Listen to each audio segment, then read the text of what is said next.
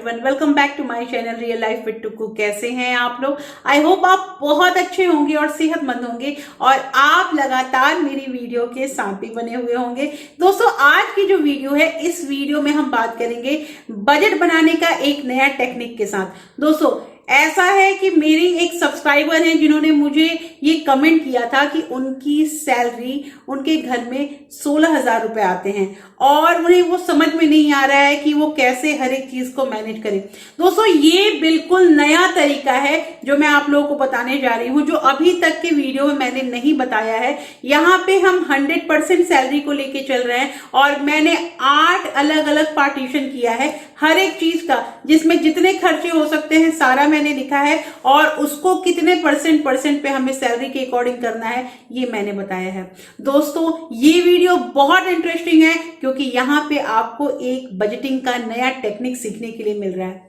इसके साथ ही दोस्तों, आप लोगों के कमेंट आते हैं कि आप बजटिंग से, सेविंग से बहुत अच्छे चीज इस वीडियो के थ्रू, इस चैनल के थ्रू सीख पा रहे हैं। तो दोस्तों, जब आप इस चैनल को इतना पसंद कर रहे हैं तो सब्सक्राइब करने में लेट क्यों कर रहे हैं? जल्दी से सब्सक्राइब बटन को प्रेस कर दीजिए और साथ में जो बेल आइकन है उसे भी जरूर दबा दीजिएगा, ताकि ऐसे ही बजटिंग से रिलेटेड, सेविंग से रिलेटेड और इन्वेस्टिंग से रिलेटेड वीडियो आपको मिलते रहें। तो दोस्तों, वीडियो पसंद आए तो एक लाइक भी जरूर कर दीजिएगा। तो चलिए स्टार्ट करते हैं वीडियो को। तो दोस्तों, यहाँ पे हमने ये 16,000 जो सैलरी है उसके अकॉर्डिंग यहाँ पे हमने ये बजट तैयार किया है। और बजटिंग जो है वो हमारी 8 देखिए अलग अलग इसमें डिपार्टमेंट है, जिसमें मैंने मोस्टली हर एक चीज़ को लिया है। और ये जो बजट बनाने का तरीका है, इस तरीके से हम जैसे कितनी भी सैलरी है, यहाँ पे तो मैंने 16,000 लिया है, लेकिन मान लीजिए आपकी सैलरी 20,000 है या 30,000 है या 40,000 है, कोई भी इस मेथड के थ्रू अपना जो बजटिंग है वो कर सकता है। क्योंकि यहाँ पे मैंने परसेंटेज दे रखा है कि किस आपका जो भी डिपार्टमेंट होगा। जैसे मान लीजिए यहाँ पे भोजन मतलब कि यहाँ पे ग्रॉसरी वाला जो डिपार्टमेंट है उसको लिया है मैंने, और वो हमारे जो भी हमारा सैलरी है उसका 30% इसमें हमने यूज़ किया है। और कपड़ा 10%। देखिए, लेकिन यहाँ पे जैसे जैसे 1 बाय 1 मैं आपको बताऊंगी, उसके बाद मैं बताऊंगी कि हमारे सेविंग का डिपार्टमेंट क्या क्या जाएगा। तो सबसे पहले यहाँ पे हमारी सैलरी है 16,000 और सबसे पहला जो डिपार्टमेंट है वो भोजन का है और भोजन में ग्रॉसरी रखा है। तो उसमें हमने 16,000 का 30% लिया है, मतलब कि 4,800 इतने रुपए हमने ग्रॉसरी में लगाए हैं। उसके बाद सेकंड डिपार्टमेंट है कपड़ा का, जिसमें हमारा जो भी सैलरी होगा उसका 10% लेंगे। अब मान लीजिए आपकी सैलरी अगर 30,000 है तो वहाँ पे उसका 10% मतलब कि 3,000। तो ये परसेंटेज से क्लियर हो रहा है कि किस मतलब जो भी सैलरी इनकम वाले जो लोग हैं उनका कैसे कैसे उनको इसमें डिवीज़न करना है। अब यहाँ पे रेंट यहाँ पे हो रहा है कि जो भी आपकी सैलरी होगी उसका 20% आपको देना है रेंट में। उससे ज्यादा की कोशिश नहीं करनी है दोस्तों। अगर कम में हमारा चल जाए तब तो बहुत अच्छा है, और नहीं तो फिर मैक्सिमम 20%। फोर्थ यहाँ पे डिपार्टमेंट आ रहा है दोस्तों ईंधन और बिजली। तो ईंधन और बिजली जैसे कि जो गैस वगैरह हम लोग लेते हैं उसमें हमारा सैलरी का जाएगा 15%। तो यहाँ पे 15% 16,000 के हिसाब से हमारा हो रहा है 2,400, मतलब 2,400 रुपीज जो है वो हमारा ईंधन और बिजली में जा रहा है। अगर आपकी सैलरी 30,000 है तो 15% जो होगा उसका वो होगा 4,500।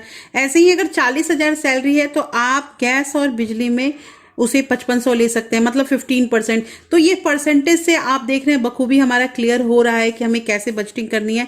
लेकिन दोस्तों, एक चीज़ है कि अगर आपका इससे कम, मतलब कि मान लीजिए 15% नहीं 10% में ही आपका मतलब घर चल जा रहा है, 12% में ही चल जा रहा है, तो वो ठीक है, वो अच्छी बात है। लेकिन मैंने यहाँ पे मैक्सिमम अमाउंट लिया है कि जितनी सैलरी होगी उसका कितना कितना परसेंटेज हमें किस किस डिपार्टमेंट में देना है।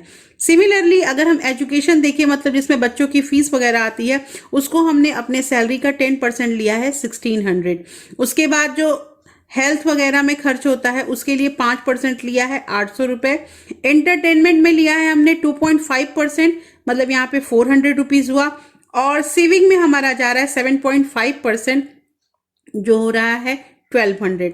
तो टोटल यहाँ पे अगर हम करते हैं तो ये 30, 10, 20, 15, 10, 3, 5, 2.5, 7.5, ये सारा करने के बाद हो रहा है हमारा 100%, और ये टोटलिंग करने के बाद ये हुआ 16,000।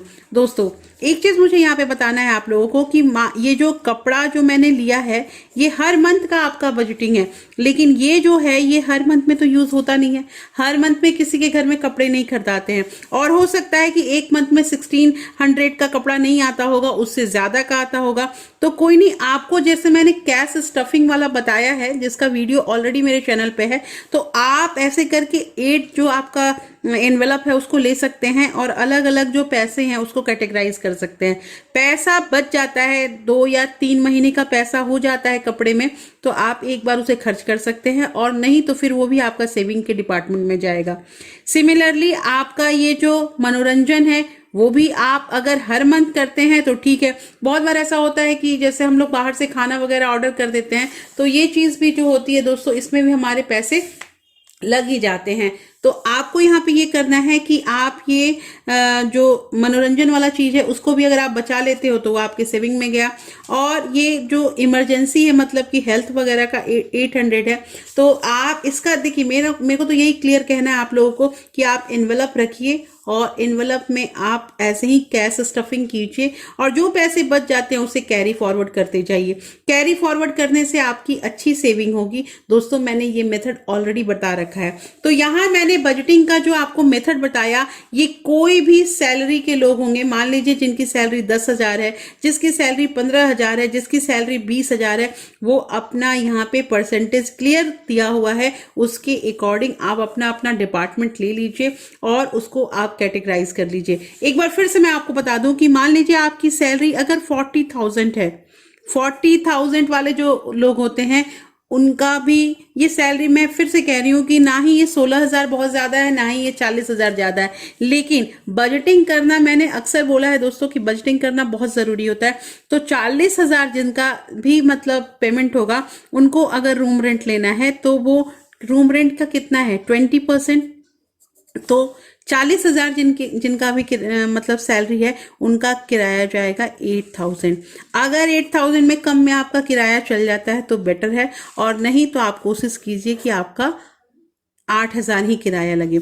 उसी तरह आपका ये जो ईंधन और बिजली मतलब कि गैस और इलेक्ट्रिसिटी जो है वो 15% होना चाहिए। तो 40,000 के अकॉर्डिंग अगर हम देखते हैं दोस्तों, तो 15%, 40,000 का 15% अगर हम देखेंगे तो वो हमारा हो जाएगा 5,500।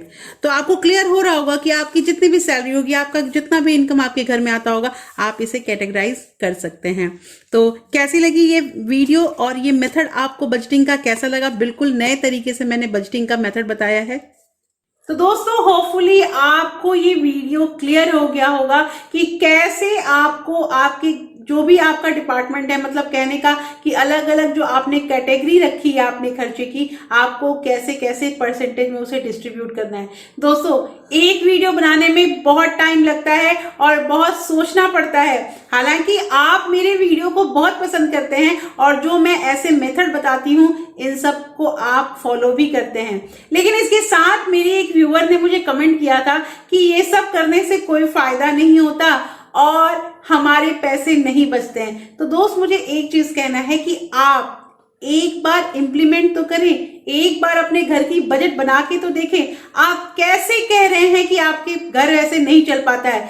अगर आपके घर को वैसे चलने में दिक्कत होती है, इसका मतलब कि आपके घर में कुछ फिजूल खर्ची हो रही है। आप उसे चेक कीजिए और आप कोशिश कीजिए कि वैसी फिजूल खर्ची आपके घर में ना हो। जब आपने बजटिंग कर लिया और आपको ये पता है कि आपको आपका घर इसी 16,000 में चलाना है या इसी 20,000 में चलाना है, तो कैसे आपसे ज्यादा पैसे खर्च हो जाते हैं, मुझे ये क्लियर नहीं हो पाता है। हाँ, खर्च कैसे ज्यादा होंगे? जब आप मान लीजिए अगर आप रेंट देते हो और आपका 20,000 का सैलरी है और आप रेंट ही दे रहे हो 8,000 9,000, या आप अपने बच्चे की फीस ही दे रहे हो 5,000, तो वहां नहीं चल पाएगा। ये मैं समझ रही हूं। और ये 20,000 16,000 जो ये इनकम होता है दोस्तों, ये काफी कम है, ये भी मैं समझ रही हूं। बट अब जब जिसके घर में जितना इनकम आ रहा है वो घर तो उसी में चलाएगा ना, वो अपने खर्चे भी तो उसी में करेगा। ऐसा करने से उसे किसी से मांगने की जरूरत नहीं होगी, उसे किसी से कर्ज लेने की जरूरत नहीं होगी। इसलिए दोस्तों मैं आपको अलग अलग तरीके से बजटिंग करना, सेविंग करना, इन्वेस्टिंग करना, हर एक चीज सिखा रही हूं।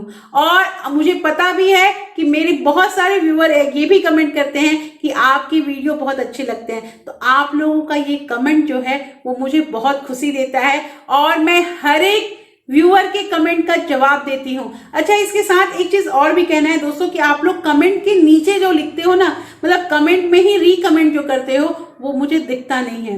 वो दिखता तब है जब मैं मतलब कि क्रोम में जाके देखती हूँ तो मुझे दिखता है। इसलिए मुझे कहना है कि जब जब आप कमेंट करें, मान लीजिए कि आप कोई कमेंट कर रहे हैं, उसके बाद आपको रीकमेंट करना है, तो आप उसके नीचे ना लिखें, अपने कमेंट के नीचे ना लिखें, क्योंकि उसके लिए मुझे वो दिखता नहीं है बहुत बार और मैं रिप्लाई नहीं कर पाती हूँ आप लोगों का। तो ये समझने की कोशिश कीजिए। तो दोस्तों कैसी लगी आज की वीडियो मुझे जरूर बताइएगा। होपफुली ये वीडियो अच्छी लगी होगी और फिर मैं मिलती हूँ आपसे ऐसे ही एक इंटरेस्टिंग वीडियो के साथ। तब तक के लिए thank you, thanks for watching.